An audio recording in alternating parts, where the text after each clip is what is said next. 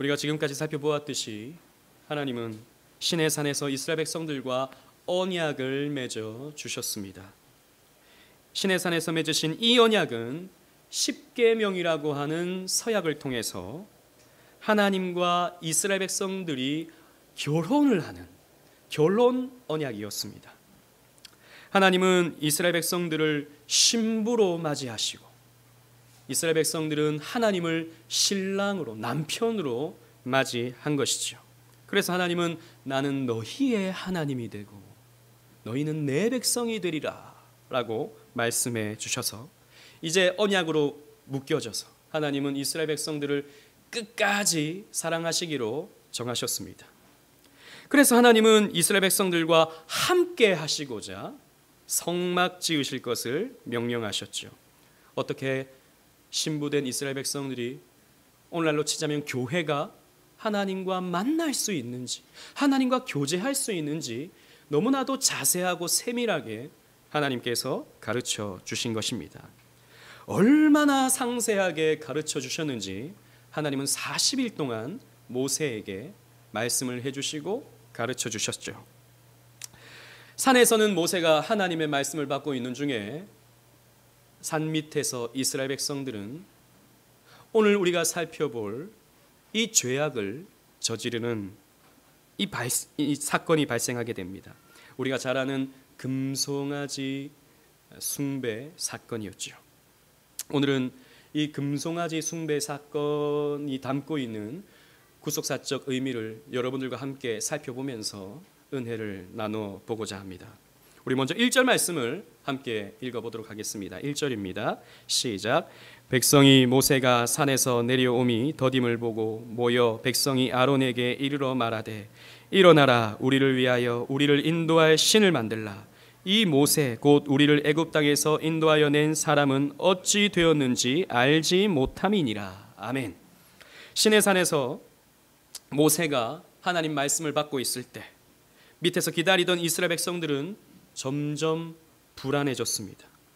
혹시 이렇게 모세가 내려오지 않는 것을 보았을 때 이 언약식에 문제가 생기지는 않았는가 생각했었겠죠.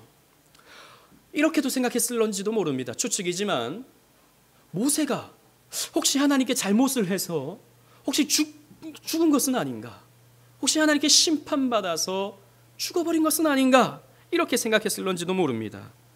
어찌되었든 이스라엘 백성들의 마음은 불안했던 것이죠. 왜냐하면 이전부터 이스라엘 백성들은요 하나님을 굉장히 두려워했습니다.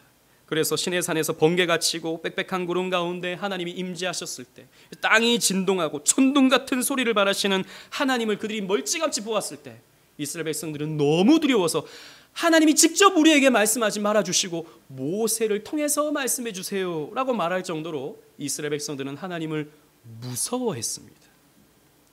그런데 지금 그 모세가 내려오지 않으니까 두려웠던 것이죠. 조급했던 것이죠.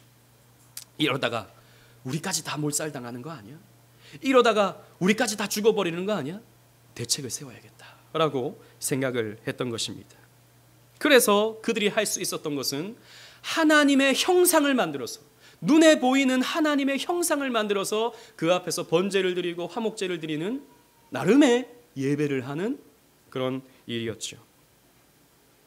그런데 여러분, 우리가 이 말씀을 살피진 않았지만 모세는요 하나님을 만나러 가기 전에 이스라엘 백성들에게 이렇게 언급한 적이 있었습니다. 출애굽기 24장 14절 주보에 있는 말씀인데요, 함께 읽어보도록 하겠습니다. 시작. 장로들에게 이르되 너희는 여기서 우리가 너희에게로 돌아오기까지 기다리라. 아론과 훌이 너희와 함께하리니 무릇 일이 있는 자는 그들에게로 나아갈지니라 하고. 아멘. 모세는 자기가 돌아올 때까지 이스라엘 백성들에게 기다리라고 명령하였습니다. 혹시라도 그 이스라엘 백성들 안에서 무슨 일이 생기거든 아론과 훌에게 전해라 라고 말했죠. 그런데 여러분 보십시오. 40일이 지난 지금 이 순간 이스라엘 백성들에게 어떤 일이 발생했습니까? 아무 일도 일어나지 않았어요. 아무런 일도 일어나지 않았습니다. 아무런 일도 일어나지 않은데 스스로 불안한 거예요. 스스로 뭔가 가만히 있으면 안 되겠다라고 생각을 하게 된 거예요. 가만히 기다리지 못하는 조급함이 우상을 만들어내는 것입니다. 여러분 성경에 보면요, 조급함이 하나님의 뜻을 거스리는 그런 모습들을 많이 발견하게 되죠. 창세기 16장에는 아브라함이 하나님의 언약을 기다리지 못하고 하갈을 품에 품었다가 이스마엘을 낳게 되는 우를 범하게 됩니다. 하나님이 내가 너에게 자식을 준다라고 말씀하셨음에도 불구하고 기다리지 못하고 내가 그걸 이루어야겠다, 내가 이 아들을 낳아야겠다 생각을 한 결과 이스마엘이라고 하는 이삭과 대적되는 이스마엘을 낳고 만게 된 것이죠. 또 사무엘상 13장에 보면 사울 왕은 사무엘을 기다리지 못하고 망령되게 행해서 자기가 마치 제사장인 양 번제를 하나님께 드려버렸습니다. 그래서 어떻게 됐습니까? 왕의 자리에서 버려졌습니다. 여러분 언제나 하나님의 말씀과 이 하나님의 언약은 하나님의 때에 하나님의 방법으로 이루어지는 것입니다. 그런데 그것을 내가 이루어 보겠다고, 내가 한번 성취해 보겠다고 달려들게 되면 언제나 우리는 그 일을 그르치게 되는 것이죠. 그래서 조급함의 다른 표현은, 신앙에 있어서 조급함의 다른 표현은 불신입니다. 다르게 표현하면 반대로 신앙의 다른 표현은 기다림인 것이죠. 시편 37편 7절 말씀에 이렇게 성경은 말하고 있습니다. 다 같이 한번 주보를 보시고 읽어보도록 하겠습니다. 시작. 여호와 앞에 잠잠하고 참고 기다리라. 자기 길이 형통하며 악한 꾀를 이루는 자 때문에 불평하지 말지어다. 하나님의 뜻은 이루어진다. 참고 기다리라. 잠잠히 기다려라. 아까 우리 또 찬송했지만 나의 영혼이 잠잠히 하나님을 바라봐야 되는 것이죠. 요동치 않고 내가 뭔가를 해보겠다고 덤비지 않고 잠잠히 하나님의 때와 하나님의 방법을, 하나님의 응답을 우리는 기다릴 줄 아는 것이 신앙인 것입니다. 그런데 이 시편 37편 말씀도 보십시오. 악한 꾀를 이루는 자 때문에 다른 사람들은 가만히 있지 않거든요. 불신자들은 가만히 있지 않습니다. 자기들이 이 문제를 해결해 보려고 애쓰지요. 노력하죠. 앞장서죠. 그러니까 우리는 불안하거든요. 다른 사람들 앞에 뛰어가는데 내가 뒤에서 가만히 있으려면 바보가 되는 것 같고 손해를 보는 것 같거든요. 그러나 우리는 하나님의 명령이 내려질 때까지 기다릴 줄 아는 것이 신앙인 것입니다. 여러분 문제가 생겼습니까? 여러분들의 삶에 지금 문제가 찾아왔습니까? 기도하시면서 기다리십시오. 여러분들이 하나님의 말씀을 초월해서 뭔가를 이루려고 덤벼서는 안 되는 것입니다. 문제가 해결되지 않습니까? 3개월이 지나도 5개월이 지나도 1년이 지나도 해결되지 않습니까? 조금만 더 참고 기다려 보십시오. 하나님은 이 모든 것을 합력하여 선을 이루시는 하나님이십니다. 이 세상에 일어나는 모든 일은 하나님의 허락 없이 일어나는 일이 없어요. 그래서 나에게 주어진 그 문제도, 나에게 지금 찾아온 이 아픔도 우리의 삶 속에서 우리에게 필요하기 때문에 하나님이 허락하시는 문제요, 아픔이요, 근심이요, 힘겨움인 것입니다. 이 모든 것이 지나가고 나면 하나님의 때에 하나님의 방법으로 하나님은 우리에게 응답하시고 하나님 우리에게 놀라운 역사를 나타내시는 것입니다. 다른 사람들은 뛰어간다 할지라도 우리는 말씀 부여잡고 기다리는 거예요. 아무것도 하지 말라는 말이 아닙니다. 하나님의 말씀을 초월하지 말라는 말입니다. 하나님의 뜻을 거스르지 말라는 말입니다. 하나님 말씀 안에서 그 말씀을 지키면서 기다리면 하나님이 일을 이루신다라는 것입니다. 초조해하지 말고. 초조하면 우리는 우상숭배하게 되어 있는 거예요. 조급해지면 우상숭배하게 되어 있는 것입니다. 그래서 하나님의 때와 하나님의 방법은 우리의 짧은 시야로는 다 볼 수 없기에 나보다 훨씬 더 크신 하나님이 내 삶을 이루신다라는 믿음 갖고, 결코 하나님은 우리를 망하게 만드시는 분이 아니시다라는 믿음 갖고 참고 인내할 수 있는 저와 여러분들이 되어야 한다는 것이죠. 그리고 2절로 4절 말씀을 함께 읽어보도록 하겠습니다. 본문 2절로 4절입니다. 함께 읽겠습니다. 시작. 아론이 그들에게 이르되 너희의 아내와 자녀의 귀에서 금고리를 빼어 내게로 가져오라. 모든 백성이 그 귀에서 금고리를 빼어 아론에게로 가져가매 아론이 그들의 손에서 금고리를 받아 부어서 조각칼로 새겨 송아지 형상을 만드니 그들이 말하되 이스라엘아 이는 너희를 애굽 땅에서 인도하여 낸 너희의 신이로다 하는지라. 아멘. 아론은 이스라엘 백성들의 이 요구를 받아들입니다. 여러분 좀 이상하지 않습니까? 아론이 어떤 사람입니까? 앞으로 대제사장이 될 사람이에요. 하나님이 딱 지명해서 부른 대제사장이 될 사람입니다. 게다가 모세가 처음에 나는 못 갑니다 라고 했을 때 너의 형 아론을 내가 너에게 붙여주겠다. 저는 말을 잘하고 지혜로운 자다. 하나님께서 말씀을 하시거든요. 지혜로운 사람이 아론이었습니다. 게다가 이 아론은요 24장에 보면 출애굽기 24장에 보면 시내산에 모세와 같이 올라가서 하나님을 배웠고 거기에서 먹고 마셨던 사람 중에 한 사람입니다. 십계명을 들었던 사람이에요. 그 언약의 말씀을 들었던 사람입니다. 그런데도 이런 이스라엘 백성들의 말도 안 되는 요구를 받아들이는 거예요. 왜 그랬을까요? 아마도 불안해하고 있는 이 이스라엘 백성들, 뭔가 좀 흥분해하고 있는 이 이스라엘 백성들을 누그러뜨려야겠다라고 아론도 조급했던 것이죠. 또 뿐만 아니라 내가 모세가 없을 때 이때 한번 저들에게 뭔가를 보여줘야겠다라고 하는 그런 영웅심리, 이런 것들이 아론에게 있었는지 모르겠습니다. 그래서 아론은요 하나님의 말씀을 들었음에도 불구하고 비겁하게도 이 조급한 이스라엘 백성들과 타협을 시도하게 되었죠. 하나님의 말씀을 들었음에도 잊었는지 아니면 잊고 싶었는지 모르겠지만 그는 그 순간 영웅이 되고 싶었던 것입니다. 그래서 하나님을 만들어내버렸습니다. 신을 만들어내버렸습니다. 애굽에는 수많은 신들이 있죠. 우리가 지난번 그 10가지 재앙에서도 살펴봤듯이 애굽에는 셀 수 없는 많은 신들이 있습니다. 그런 신들은 다 신상으로 주조해서 만들어서 사람들이 숭배하게 되죠. 애굽뿐만이 아닙니다. 가나안 땅에도 마찬가지고 저 바벨론도 마찬가지고 그리스 지역도 마찬가지죠. 지중해 연안에 있는 모든 나라들이 나름의 신상을 만들어서 자기가 믿고 있는 그 신의 신상을 만들어서 그 앞에서 절을 하고 숭배하고 있었죠. 그러니까 이스라엘 백성들은 그 애굽에서 보았던 그런 신상들이 머릿속에 기억에 남아 있었던 것입니다. 그러니까 우리가 믿는 하나님도 신상을 만들어서 빨리 그 앞에서 우리가 번제와 화목제를 드려야겠다라고 생각을 했던 것이죠. 그래서 아론은 그 아내들과 자녀들로부터 금고리를 내라라고 이렇게 요청을 합니다. 그래서 그 금고리를 모아서 부어 만들죠. 근데 여러분 생각해 보십시오. 좀 질문이 생기지 않습니까? 이스라엘 백성들이 애굽에서 노예였는데 금고리가 좀 안 어울리지 않습니까? 금고리 끼고 노예가 출애굽한다는 게 좀 이상하지 않아요? 네, 말씀이 있습니다. 출애굽기 12장 35절 36절 말씀을 보면요, 하나님이 이스라엘 백성들에게 이렇게 말합니다. 애굽 사람들이 가서 금과 은을 요청해라 라고 말합니다.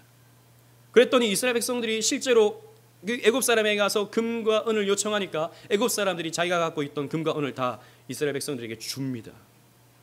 하나님이 그 마음을 주신 것이죠. 그 애굽 사람들의 마음을 동요시켜가지고 움직이셔가지고 주게 만드셨던 것이죠. 왜 그렇게 하셨을까요? 하나님은 이 광야에서 이스라엘 백성들이 성막을 만들기를 원하셨던 것이죠. 여러분 우리가 살펴봤듯이 성막에는 많은 금이 필요했습니다.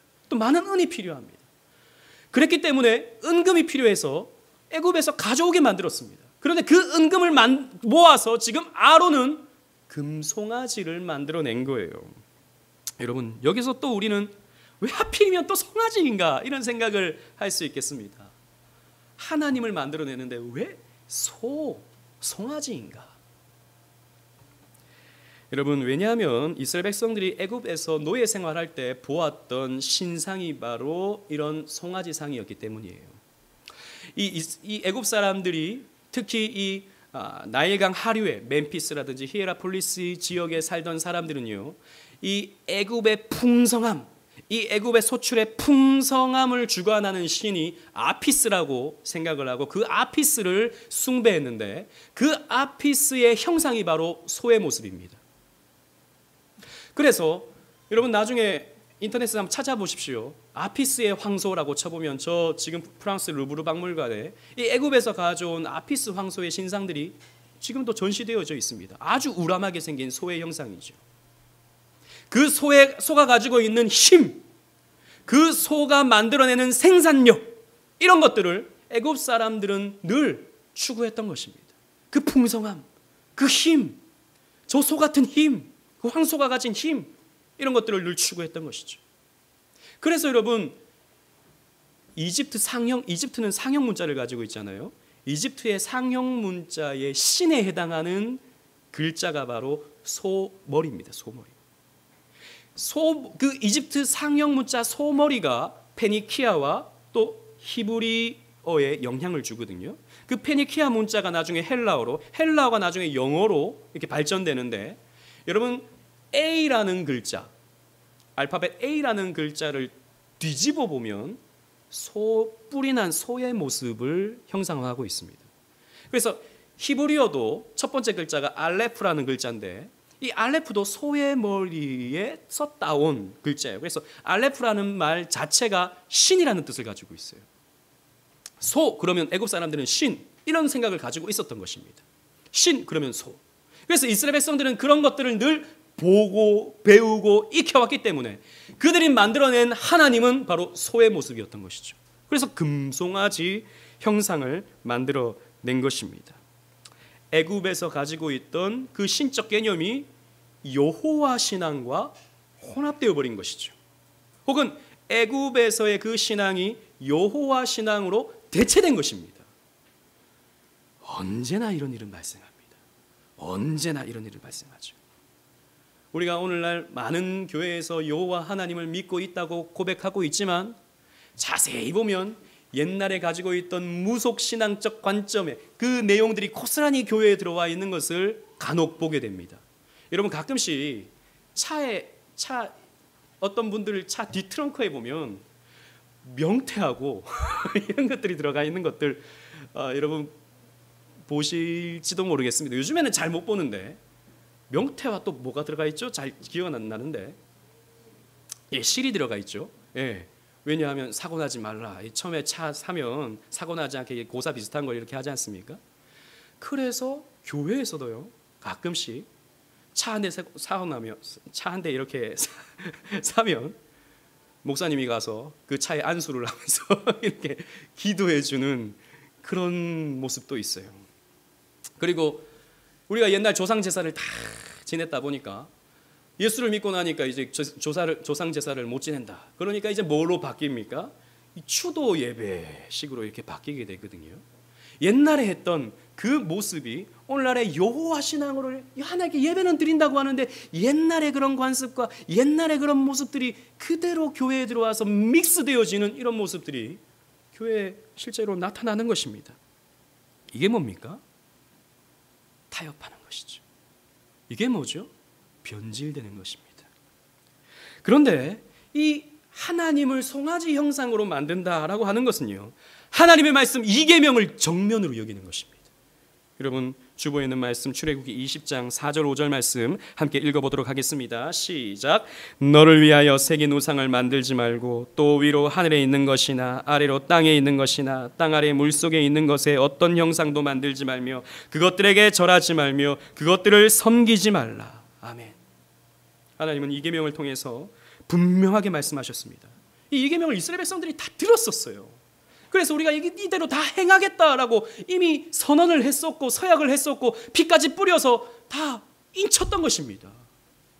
그럼에도 불구하고 이스라엘 백성들 잘 보십시오. 하나님은 너를 위하여 새긴 우상을 만들지 말고라고 말씀하셨는데 이스라엘 백성들은 1절에 보니까 우리를 위하여 라고 말하고 있습니다.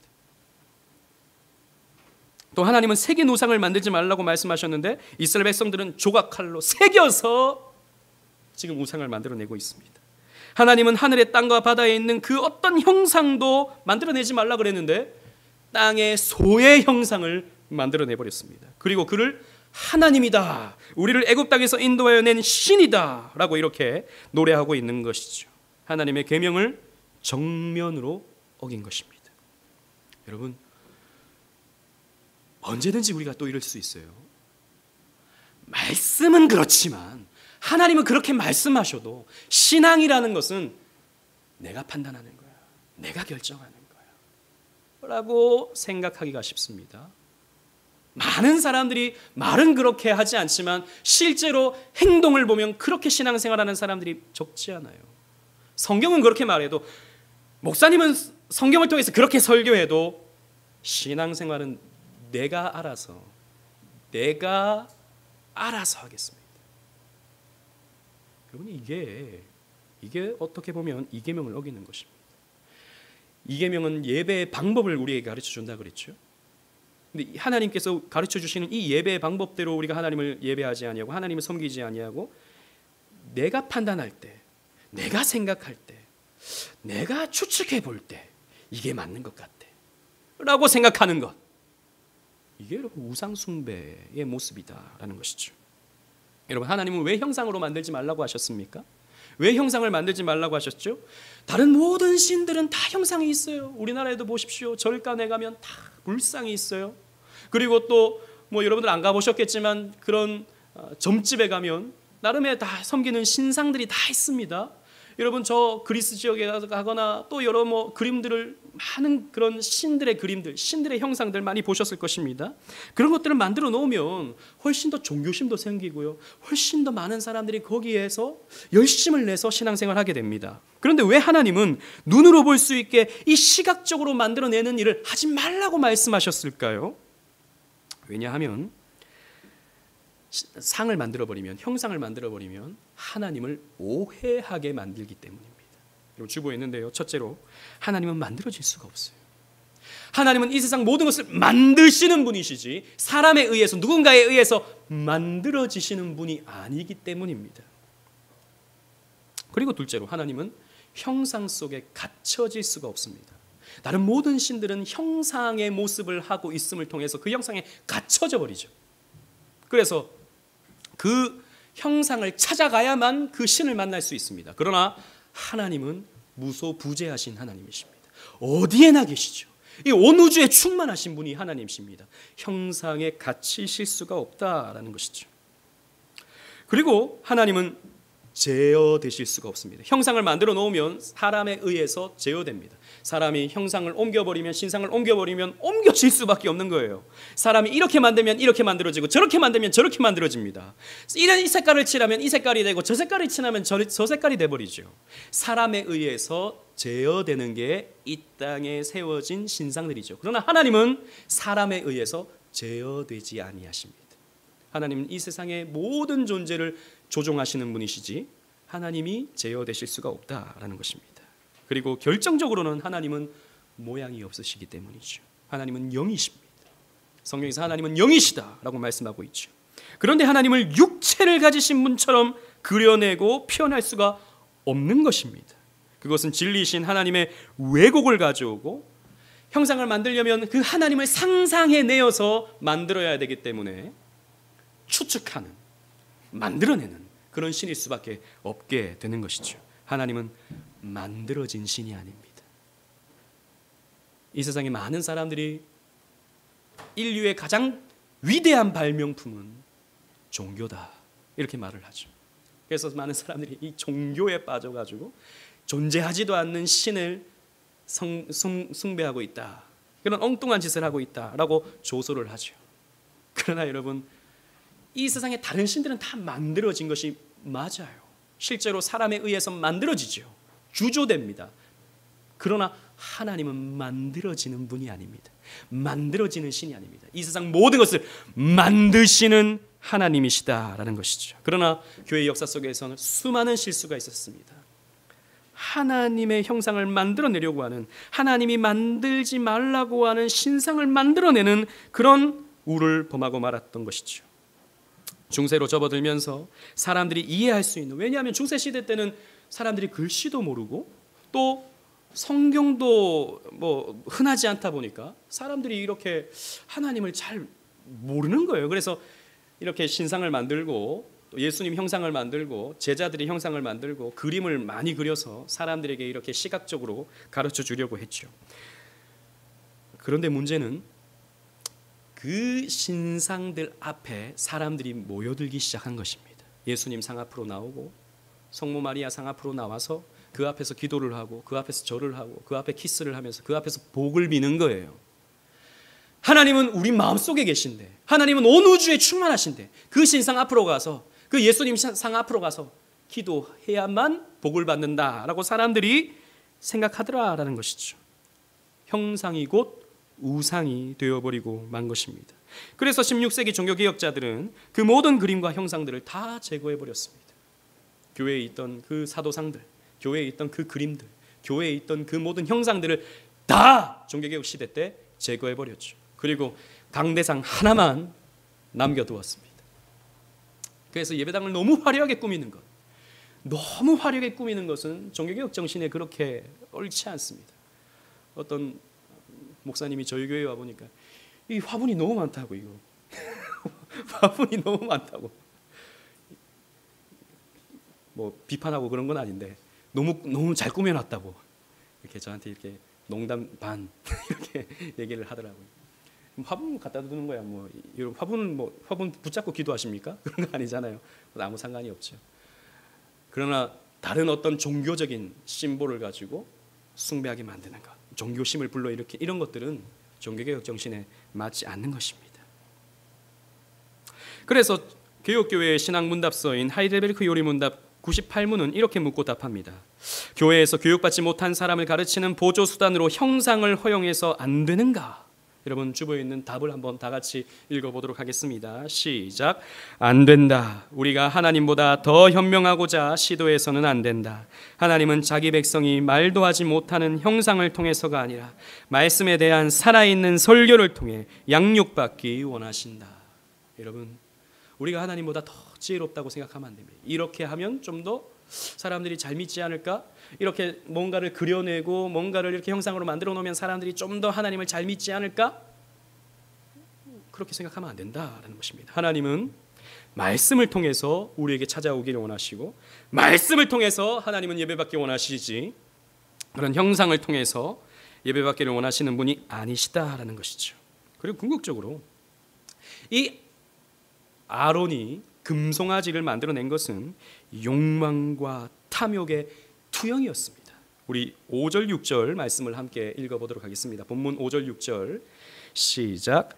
아론이 보고 그 앞에 제단을 쌓고 이에 아론이 공포하여 이르되 내일은 여호와의 절이니라 하니 이튿날에 그들이 일찍 일어나 번제를 드리며 화목제를 드리고 백성이 앉아서 먹고 마시며 일어나서 뛰놀더라. 아멘.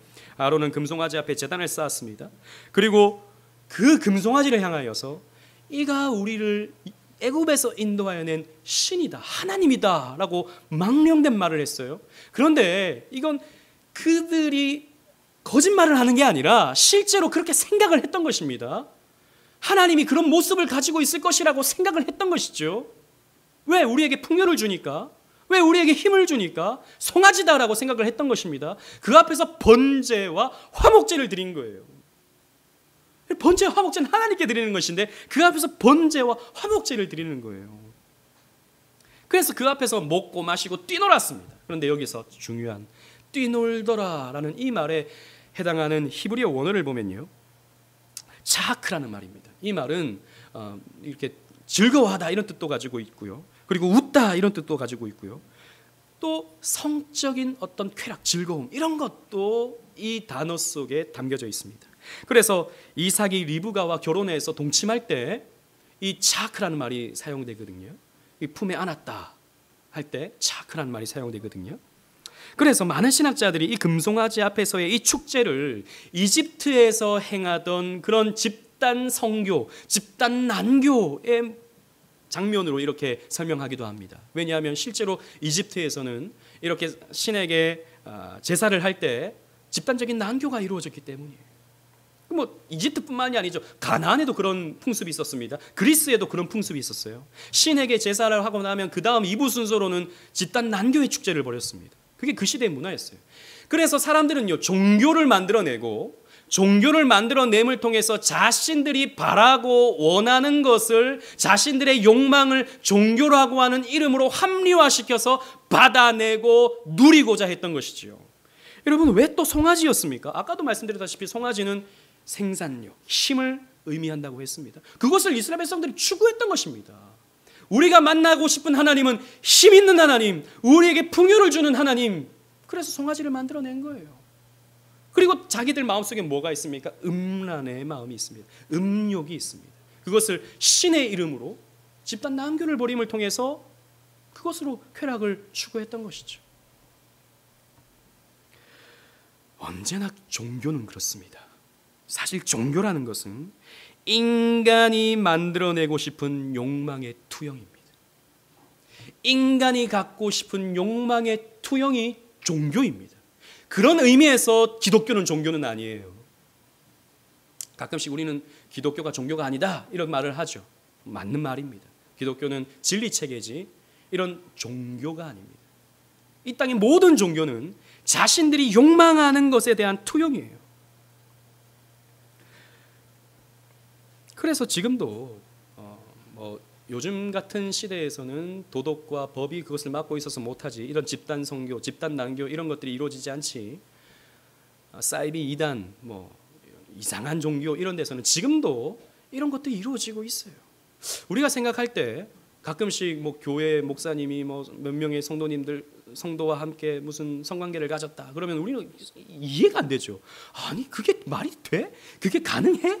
라고 생각할지 모르지만 그런 것들을 교묘하게 신의 이름으로, 하나님의 이름으로 사람에게 그것을 자극시키고 그것을 허용하게 만들어버리면 사람들의 마음속에 있는 음욕을 자극시킴으로써 그게 되는 것입니다.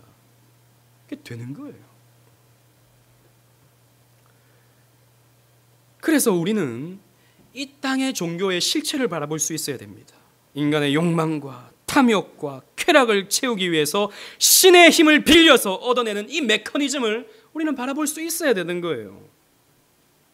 그래서 돈과 건강과 성공과 명예와 쾌락을 채우기 위해 이 땅에 많은 사람들이 종교 생활을 하고 있다라는 것이죠. 그런데 문제는 기독교도 언제든지 이렇게 타락할 수 있다는 것입니다. 기억하십시오. 여러분들이 오늘 이 자리에 나와서 예배하는 이유가 하나님을 만나고 그분과 교제하기 위해서가 아니라 하나님이 주시는 결과물, 그 어떤 것, 돈, 건강, 성공 이런 것들을 얻기 위해서 여러분들이 예배당에 나왔다면 여러분들은 금송아지를 지금 숭배하고 있는 것입니다. 조금 더 소극적으로 본다면 오늘 예배하지 않으면, 오늘 예배 안 나오면, 우리가 신앙생활 안 하면 하나님이 나를 치셔서 혹은 나에게 벌을 주셔서 내가 가지고 있는 것 하나하나 다 뺏어 가실까 봐 무서워서 예배하러 나오셨다면, 그런 간증 많이 듣잖아요. 내가 좀 방황의 시간을 보냈는데 교회 잘 안 나갔는데 그때 하나님이 막 이렇게 징계하셔가지고 있던 거 없는 거 다 빼앗겨가지고 천부여 의지 없어서 손 들고 옵니다 이런 마음으로 신앙을 회복하게 됐다. 그런 간증들 있잖아요 가끔씩. 사실 좀 위험한 간증입니다. 그런 간증. 그런 두려움 때문에 나도 하나님께 벌 받을까 봐, 나 신앙생활 안 하면 하나님이 내 것 빼앗아 가실까 봐 두려워서 이 자리에 나오셨습니까? 그런 면에서 여러분들은 금송아지를 숭배할 수 있는 거예요. 조심해야 되는 것입니다. 하나님은 여러분들의 신랑이 되어 주시기를 원하셔요. 하나님은 여러분들의 남편이 되기를 원하십니다. 하나님은 여러분들과 인격적인 교제를 하시길 원하셔요. 결혼을 했는데 돈만 갖다 줬으면 됐지 뭘 나에게 원하느냐, 이러한 남편이 있다면 여러분 무슨 그 남편의 매력이 있겠습니까? 밥만 해줬으면 됐지 뭘 나에게 더 많은 것을 원하느냐, 이렇게 말하게 된다면 그 아내가 무슨 매력이 있고 거기에 무슨 기쁨이 있겠습니까? 그건 별로 중요한 게 아니죠. 그 교제, 그 사랑을 나누는 그 알콩달콩한 그 삶, 그 삶이 가치 있는 것이 아니겠습니까? 마찬가지인 것입니다. 우리가 하나님을 믿는다고 할 때, 우리가 성경에 계시된 하나님을 예배한다고 할 땐 하나님을 통해서 내가 무언가를 얻는다는 것이 아니라 그 하나님을 누리는 것이죠. 하나님 안에서 살아가는 것입니다. 그 하나님과 교제하는 것이죠. 그런 의미에서 교회 안에 들어와 있는 이런 금송아지적인 우상문화, 예를 들자면 이런 것입니다.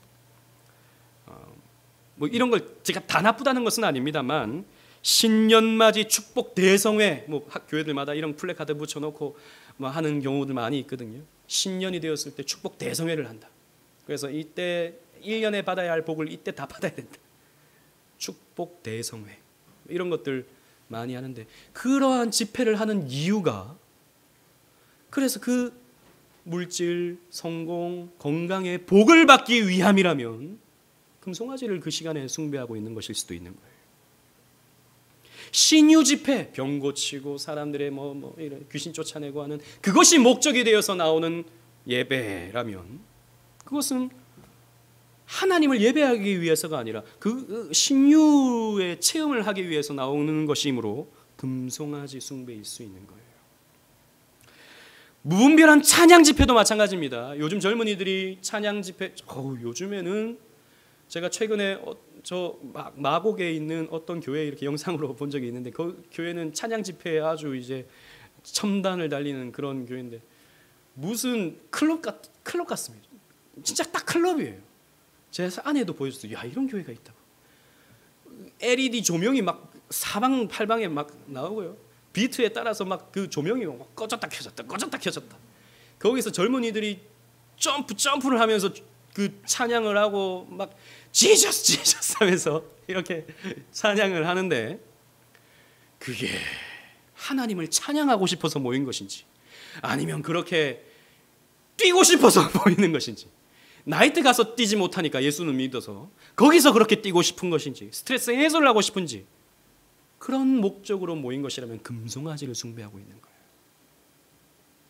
그래서 찬양이라고 하는 것은 참 우리에게 유익하지만 위험성을 갖고 있기도 한 거예요. 자칫하면 음악을 숭배할 수 있기 때문이죠. 금송아지인 것이죠. 사랑하는 오직은혜 교회 성도 여러분, 2계명은 우리에게 하나님을 예배하는 방법을 가르쳐 주는 것입니다. 1계명은 예배의 대상, 2계명은 예배의 방법, 3계명은 예배의 태도, 4계명은 예배의 시간을 우리에게 가르쳐 준다고 했습니다. 2계명은 형상을 만들어내어 하나님을 숭배하지 말라고 말씀하시므로 우리의 상상과 추측으로 하나님을 만들어내거나 믿고 싶은 대로 믿음으로 금송아지를 숭배해서는 안 된다, 진리를 왜곡해서 하나님을 믿어서는 안 된다라고 하는 것을 가르쳐 주는 것이죠. 최근에도 제가 어떤 기사를 봤습니다. 어떤 감리교 목사님이 동성연애자들을 위한 축복 예배, 축복기도 이런 것들을 해줬다는 것이죠. 그래서 감리교에서 그 목사를 이제 치리하기로 결정을 한 겁니다. 그래서 수많은 사람들이 이제 수많은 동성애 지지자들이 그 치리가 열리는 그 장소에 모여가지고 피켓 시위를 했어요. 왜 그 목사를 처벌하느냐? 그 사랑이 많은 그 목사를 왜 처벌하느냐? 그랬다는 것이죠. 그래서 그 기사에 수많은 댓글이 달리는데, 제가 그걸 보면서 참 마음이 불편했어요. 왜 그러냐면, 거기에 있는 수많은 사람들의 그 글들과 그 목사의 글과 그 사람들의 댓글에 내가 생각하는 하나님은 이들을 축복하시는 하나님이다. 내가 생각하는 하나님은 모든 사람을 차별하지 아니하는, 모든 사람을 사랑하는 하나님이다 라고 하는 말들을 보면서 불편했습니다. 내가 생각하는 하나님, 내가 상상하는 하나님, 내가 추측하는 하나님은 금송아지인 것입니다. 여러분, 우리는 하나님을 추측해서는 안 돼요. 하나님을 내 생각으로 판단해서는 안 됩니다. 하나님을 내 상상력으로 만들어내서는 안 돼요. 하나님은 성경에서 계시된 하나님으로 우리가 믿어야지, 내 생각에는 하나님이 이 동성애자들도 사랑하지 않을까, 동성애자들도 용서하지 않을까. 성경에 그런 말씀이 어디 있습니까? 동성애자를 심판하시는 하나님이셨죠. 그 죄에 대한 책임을 묻는 하나님이시죠. 죄에 대해서는 조금도 용납하시지 않는 심판하시는 하나님이시죠. 물론 그들이 회개하면 다 용서해 주시는 하나님이십니다만, 우리 마음대로 해서는 안 된다라는 것입니다. 궁극적으로 우리가 하나님을 형상으로 만들어 예배하지 말아야 하는 이유는, 우리가 예배할 수 있는 형상은 오직 예수 그리스도 한 분밖에 없기 때문입니다. 골로새서 1장 15절 말씀 주보에 있는 말씀을 함께 읽어보도록 하겠습니다. 시작.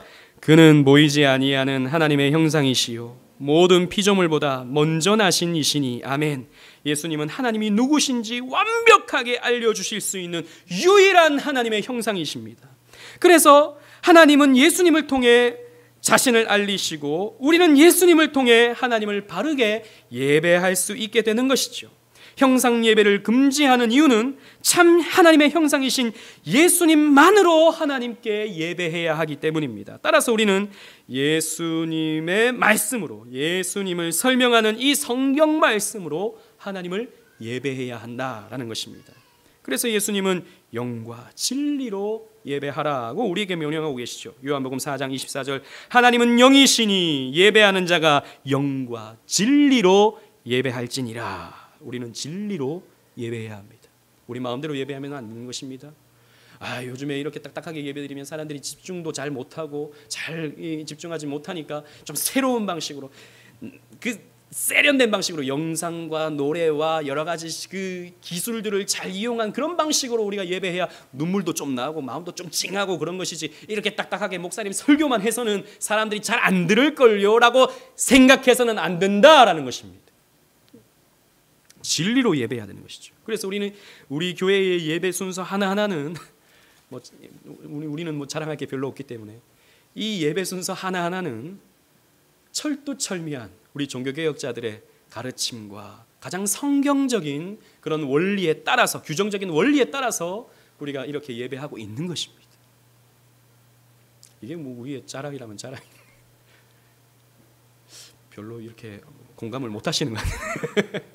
예, 그런 것입니다. 진리로 예배해야 된다는 것이죠. 그래서 예배의 부름, 하나님이 불러주시는 자만이 예배할 수 있어요. 여러분들이 예배하고 싶다고 예배할 수 있는 게 아닙니다. 모든 사람들이 예배하고 싶다고 예배할 수 있는 게 아닙니다. 하나님이 불러주신 자만이 예배할 수 있는 거예요. 저와 여러분들은 하나님이 불러주셨기 때문에 오늘 이 자리에 앉아 있는 것입니다. 이런 순서 하나하나가 다 의미가 있다라는 것이죠. 그래서 우리의 유익을 위해서, 우리의 즐거움을 위해서, 우리의 편의에 따라서 예배하는 우를 범해서는 안 됩니다. 내가 판단해서 이거는 내가 하고 이거는 내가 하지 말고 이렇게 해서는 안 되는 것입니다. 하나님의 법과 하나님의 뜻에 따라 예배함으로 하나님의 영광을 목도할 수 있는 저와 여러분들 되시기를 주님 이름으로 축원합니다. 아멘.